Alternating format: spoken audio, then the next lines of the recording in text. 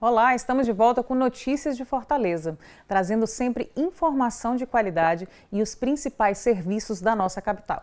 Bom, agora nós vamos falar sobre os planos integrados de regularização fundiária das zonas especiais de interesse social de Fortaleza, que por se tratarem de territórios informais, essas zonas especiais necessitam de uma regularização fundiária plena. Comigo no estúdio, Juliana Sena. Seja bem-vinda. Obrigada, boa tarde. Bom, vamos, digamos assim, tratar do começo, né? Como é que é feita essa aproximação junto à população, né, que mora nesse território, para que tenham a possibilidade da regularização? Bem, assim, então vamos falar um pouco de como foi que esse processo ele ocorreu, né? Na verdade, desde 2013 que a gente tem um conjunto de pessoas, né, que se encontraram e se envolveram no sentido de garantir que esse processo de regulamentação ele fosse iniciado pela prefeitura, porque as zonas especiais elas já estão previstas no plano diretor desde 2009 e nessa gestão o prefeito assumiu esse compromisso de regulamentá-las. E isso se deu de que forma? A gente tem, nesse momento foram regulamentadas 10, mas a gente tem outras 45, né, zonas especiais do tipo 1, que são essas EIs de ocupação, temos a do tipo 2, que são as de conjunto, ainda temos as EIs de vazio. Então o prefeito assumiu o compromisso de regulamentar inicialmente 10 áreas, onde essas pessoas eram áreas, territórios mais organizados, no sentido de que essas pessoas já tinham apropriação em relação aos direitos que o fato de ser EIs garante a essa população. E desde aí foi feito primeiramente um diagnóstico, ou seja, o levantamento da situação dessas comunidades. A partir daí, a gente teve uma aproximação com a comunidade para eleger os seus conselhos gestores. O conselho gestor é formado pela comunidade e pelo poder público. Então, esse conselho gestor, ele é o responsável por decidir, por deliberar quais são as ações que devem ser desenvolvidas e como esse plano integrado de regularização fundiária ele deve ser construído. E com o apoio aí das universidades, nós firmamos parcerias para que esse conjunto de técnicos fossem ao território, conhecessem, fizessem o levantamento das reais necessidades e pudessem construir um plano integrado. Esse plano integrado, ele traz não só a questão fundiária, mas também a questão relacionada à geração de trabalho e renda, né, as intervenções urbanísticas prioritárias, a própria participação dessa comunidade, né, no processo como um todo, como é que vai ser o acompanhamento, o monitoramento, além dos instrumentos necessários para a efetiva regularização fundiária. Então, esse processo ele envolve o poder público, envolveu as universidades e, principalmente, a escuta da comunidade. Por isso que ele é inovador, né? Ele traz toda essa relação mais próxima com o território. Digamos assim, é uma mudança, né, e dar qualidade de vida para essas pessoas, né? Acredito que, igual você colocou muito bem, é inovador porque tem a participação direta, né, de quem está ali dentro, vivenciando e tendo essa oportunidade de ter ali a sua escritura, de ter ali regularizado. Com certeza deve mudar muito a vida dessas famílias. Exatamente. E aí a gente percebe que a necessidade dessas comunidades ela está muito além, por exemplo, da própria regularização, né, do próprio papel, do papel da casa, né? CESEI significa, e além disso, CESEI significa receber todas as intervenções que essa comunidade, que são assentamentos precários que formam as EIs, que eles possam realmente ter sua vulnerabilidade reduzida. Então, além do papel da casa, você tem um olhar, um foco social, um foco urbanístico que transforma realmente essa realidade. Esse é o grande diferencial, porque as EIs, elas representam um grande instrumento de justiça social. E esse foi o efetivo passo dado nesse momento. Então, foi recente, né? Isso foi na semana passada, na terça-feira, né, que foi assinado o decreto. E acredito que tenha sido um momento assim muito marcante, né, na história para as pessoas que estão lá e também para o poder público, né, nesse trabalho de integração. Exatamente, foi um marco realmente, porque como eu coloquei, desde 2009 elas já estavam previstas no plano diretor. Era uma caminhada, exatamente, né? Mas ainda, né, estavam ali no papel.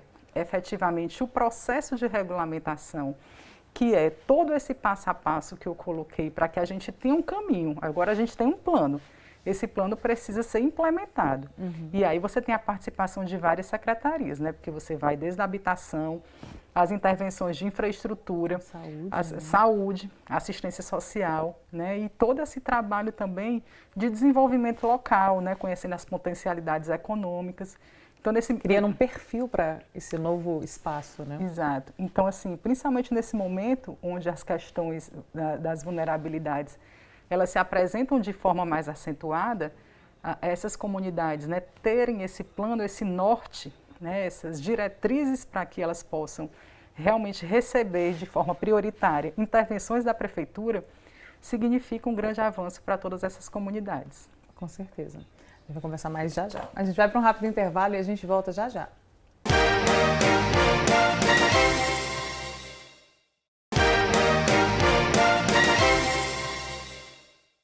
As Zonas Especiais de Interesse Social, as ZEIS, de Fortaleza foram delimitadas e determinadas pelo Plano Diretor de Fortaleza. E hoje vamos entender como foi a elaboração deles até a assinatura deste decreto e também quais os benefícios que isso traz para a comunidade.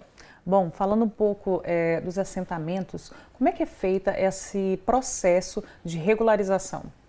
Bem, esses assentamentos precários, né, eles fazem parte assim, de um lado mais informal da cidade, a gente pode utilizar essa nomenclatura. A cidade ela tem um zoneamento, né, que ele traz parâmetros, ele traz índices, né, do que é permitido ou não para a cidade formal.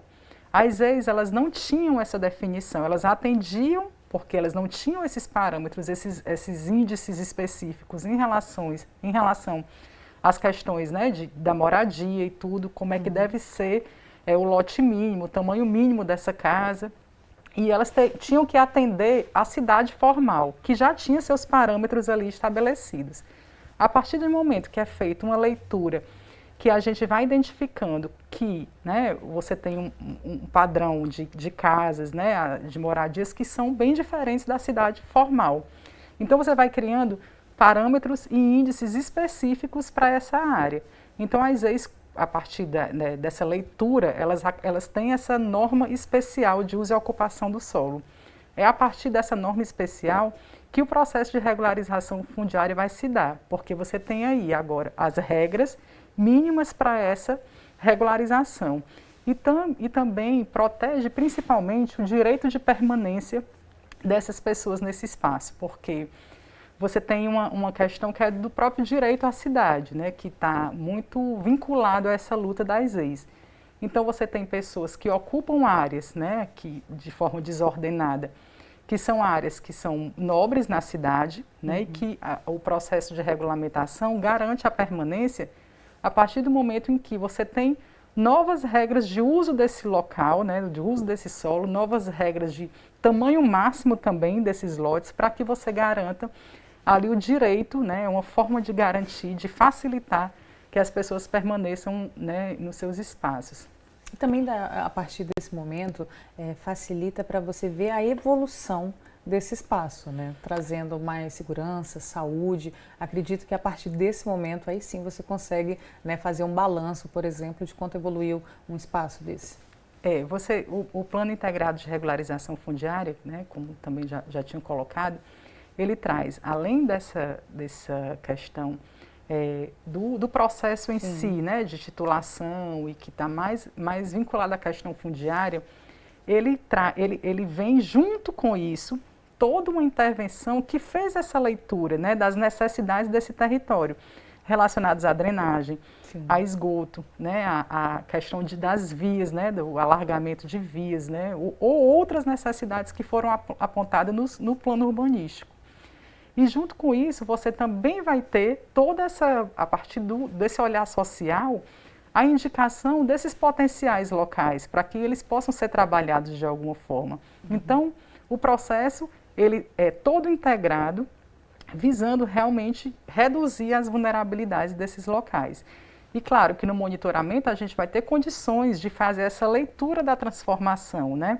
A ação desses planos transforma em que esses territórios. Então, o Conselho Gestor, que ele é formado de forma paritária, ele vai ter essa missão, né, de acompanhar, de estar junto, de cobrar do poder público que esses planos possam ser implementados da forma como eles foram construídos. Porque ele não é um plano único, é um plano de cada uma delas. Então, cada uma delas tem a sua leitura, tem o seu conjunto de necessidades. O Poço da Draga, que é uma ZEIS, tem necessidades diferentes, por exemplo, do Bom Jardim, que tem necessidades diferentes do Pici, que tem necessidades diferentes do Pirambu. Então, a leitura ela é muito específica do olhar de cada uma das comunidades. Eu acho que um dos grandes diferenciais é realmente esse, você ter um plano ali de transformação daquele território específico. E com a participação de alguém que está ali dentro, que vivencia diariamente, né, a rotina, né, daquele espaço. Eu acho que ninguém melhor do que ele ali para falar as reais necessidades daquele espaço, né? Então, você unir isso a mudanças de fato para dar qualidade de vida para essas pessoas é um ganho muito grande, né, que vale a pena a gente compartilhar, né, esse ganho. A gente teve durante o processo, né, tanto a instalação de escritórios de campo, onde aquelas pessoas que estavam responsáveis, né, vinculadas à universidade, que estavam responsáveis por essa construção, pela leitura desse território, elas pudessem ter ali um espaço de articulação com a comunidade. A gente também teve a figura dos mobilizadores, que eram pessoas da própria comunidade que conduziam o processo participativo, com a elaboração de folders, a realização de oficinas. Então, houve todo esse processo realmente de construção e de participação local, né? E aí a gente, né, já caminhando aí para o que o prefeito aprovou através desse decreto que foi assinado na última terça-feira, ou seja, todos esses planos que foram construídos já foram aprovados pelo prefeito, já encontram-se disponíveis, até colocar que a gente tem um site, que é o zonasespeciais.fortaleza.ce.gov.br.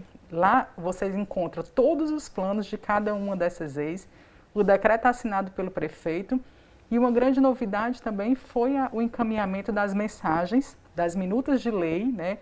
Como eu falei, cada área dessa vai ter um parâmetro específico, vai ter seus próprios índices, e isso precisa ser aprovado pela Câmara Municipal, porque como elas não tinham tinham como ainda a utilização do que era da cidade formal, né, das zonas, das macrozonas aí de Fortaleza, então agora elas têm os seus parâmetros específicos e essas mensagens já foram encaminhadas também para a Câmara Municipal. Com certeza. É um caminho que está em crescimento, né? Assim, sendo um ganho a cada período. Então, depois da assinatura, e aí tem esse processo até chegar em vias de fato. Exato. Muito legal. A gente vai para um rápido intervalo e a gente volta já já.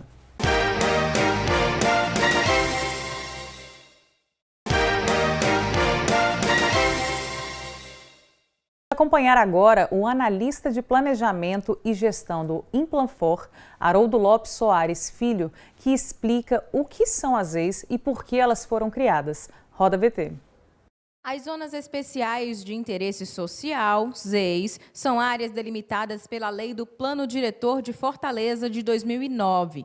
Essas áreas nada mais são que espaços habitacionais que devem prioritariamente receber melhorias urbanísticas e regularização fundiária. Geralmente essas áreas são áreas com pessoas de baixa renda e que se caracterizam por uma precariedade, né? Uma precariedade urbanística, uma precariedade fundiária, enfim. As zonas especiais são divididas em 3 segmentos: ZEIs de vazio, ZEIs de conjunto e ZEIs de ocupação. Caracterizado como ZEIs de ocupação, Fortaleza elegeu 10 dessas áreas prioritárias para intensificar ações. São elas: ZEIs Pirambu, ZEIs Moura Brasil, ZEIs Lagamar, ZEIs Poço da Draga, ZEIs Mucuripe, ZEIs Serviluz, ZEIs Praia do Futuro, ZEIs Vila Vicentina, ZEIs Pici e ZEIs Bom Jardim. A gente está nesse momento, né, de ter um plano e, a partir daí, fazermos as articulações necessárias, tanto com a população quanto com as secretarias, né, do Poder Público, e aí eu não falo somente do município, mas Estado e União, para que se consiga efetivamente colocar em prática, né, o que a população deseja. Cada região foi responsável por fazer o seu Plano Integrado de Regularização Fundiária, o PIRF. Após a assinatura do decreto que institui a execução dos planos, a Secretaria Municipal do Desenvolvimento Habitacional, a Habitafor, entra em campo com as intervenções. Com a aprovação dos PIRFs, dos Planos Integrados de Regularização Fundiária, a Habitafor entra com o trabalho dos técnicos para fazer definitivamente a regularização fundiária dessas áreas. Agora, com o decreto, né, que é muito importante isso, e a Câmara Municipal está discutindo também, a gente vai entrar definitivamente, porque aí o processo já, o Plano Integrado de Regulação Fundiária, ela engloba não só a regulação fundiária, mas também geração de renda, melhorias habitacionais. Então, várias ações dessas é de responsabilidade da Habitafor. Os planos são específicos e construídos por cada comunidade de forma participativa, onde estão os principais desejos e necessidades daquela região, como aconteceu nas ex-Poço da Draga. Para a gente ter um plano aqui para regularizar, é preciso a gente construir uma espécie de projeto, né, de projeto comunitário, para que se faça valer tanto a questão da regularização das casas, como também melhora de equipamentos, então, como, por exemplo, tem uma creche aqui, tem um posto de saúde. Após a assinatura do decreto que permite a execução dos planos em cada uma das 10 EIs, o sentimento é de entusiasmo e de continuidade de um trabalho necessário e esperado que iniciou há mais de uma década. A gente já esperava porque a gente já estava com a luta e com outras comunidades também, né, com as outras EIs, são 10 EIs prioritárias. A gente já estava em movimentação para enviar, né, à prefeitura no começo do ano, com a nova gestão. A gente quer dialogar de igual para igual, de uma forma bilateral e não unilateral, em que não, vocês podem isso, só fazem isso. Não, a gente quer dizer que a gente também pode dar um retorno à sociedade, enquanto sendo uma comunidade que era de pescadores, que era de pessoas oriundas da seca do 15 e que já tem 100 anos, tal. Então, a importância que a gente tem para a orla, né, porque começou a se habitar esse lugar, então aqui tem muito a contribuir. Bom, a gente já vê esse cenário mudando, né, a partir da assinatura desse decreto. Eu queria entender agora como é que funciona esse processo, né, após o decreto, após chegar à Câmara, como é que a gente pode acalmar, digamos assim, né, as pessoas que estão nos acompanhando para entender melhor como é que funciona. Bem, todos esses planos, eles trazem aí as ações, né, imediatas, ações de curto prazo, ações de médio e longo prazo. Então, a partir dessa leitura, né, dessa escuta comunitária, as ações de curto prazo, elas evidentemente já começaram a ser articuladas com as secretarias. A gente tem a participação de secretarias importantes desse Conselho Gestor, como a Habitafor, a SEUMA, a Coordenadoria de Participação Social, a Secretaria Regional e outras que são convidadas a estar juntos exatamente para saber quais são as prioridades dentro dos seus projetos que deve receber aquele território. Então, a partir de agora, colocar isso, né, para as secretarias de forma a elas já entrarem com a parte da elaboração dos projetos que foram indicados. E todo esse processo ele será acompanhado pelo Conselho Gestor. Então, esse diálogo que foi trazido aqui por um representante das EIs, ele é exatamente o que caracteriza toda a implementação desses planos, né? A partir das indicações das prioridades, a gente inicia intervenções piloto, a gente inicia as ações que foram indicadas no sentido da questão econômica desse território, do processo participativo, porque a comunidade vai acompanhar a todo momento. Isso do ponto de vista das intervenções. E a gente já tem em discussão na Câmara Municipal esses projetos de lei. Esses projetos que são exatamente os norteadores aí dos parâmetros de cada uma das intervenções. Então, com a aprovação deles, a gente já começa a partir dessa leitura das prioridades, as intervenções junto às outras secretarias da Prefeitura. Bom. Muito obrigada pela sua participação. Eu acho que é muito importante a gente estar nessa constância para levar a igualdade para as pessoas, né, o direito da casa, né, de ter um posto de saúde, a questão de ter uma escola. Qualidade de vida, né, é um processo que vai trazer qualidade de vida para todas essas pessoas, né, que moravam de maneira irregular e sem esse apoio, agora vai ter. Exatamente, a gente tem as indicações, né, de equipamentos públicos Sim. também das necessidades dessas áreas, né? Então quero dizer que é muito gratificante para todos nós do Iplanfor, né, que lutamos, que estamos aí junto às outras secretarias trabalhando para reduzir as desigualdades da nossa cidade.